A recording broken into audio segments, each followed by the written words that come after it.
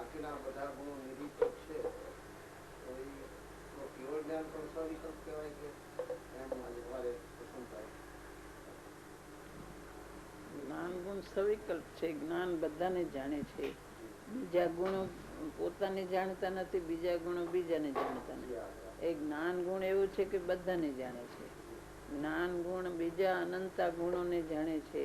જ્ઞાન પોતાને જાણે છે, જ્ઞાન બીજા ગુણોને જાણે છે, જ્ઞાન લોકને જાણે છે. માટે જ્ઞાનને સવિકલ્પ કહેવામાં આવે છે. પણ રાગનો વિકલ્પ હોય એવી જાતનો વિકલ્પ નથી. એનો તો સહજ સ્વભાવ જાણવાનો છે, માટે એને સવિકલ્પ કહેવામાં આવે છે. એ નિર્વિકલ્પ હોવા છતાં એને સવિકલ્પ કહેવાય છે.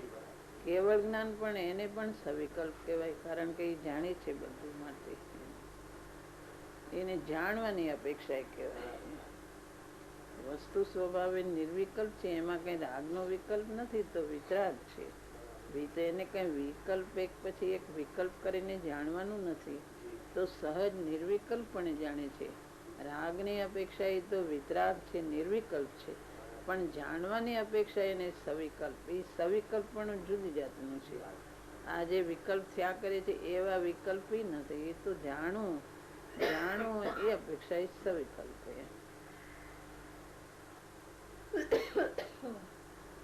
જ્ઞાન કેવળ જ્ઞાન થાય તો પણ તે જ્ઞાન ગુણ પોતાના દ્રવ્ય ગુણ પર્યાયને જ્ઞાન જાણે, બીજા અનંત ગુણો પોતામાં છે એને જાણે, જ્ઞાન બીજા દ્રવ્યોને જાણે, જ્ઞાન બીજાના ગુણોને, બીજાની પર્યાયોને જ્ઞાન બધું જાણે છે. માટે જ્ઞાનને સવિકલ્પ કહેવામાં આવે છે.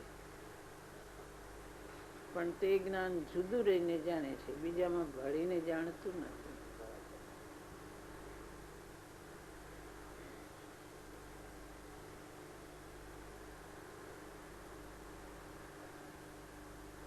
દર્શન ગુણ, ચારિત્ર ગુણ, એ બધા ગુણ પોતે પોતાને નથી જાણતા, પણ જ્ઞાન એને જાણે છે.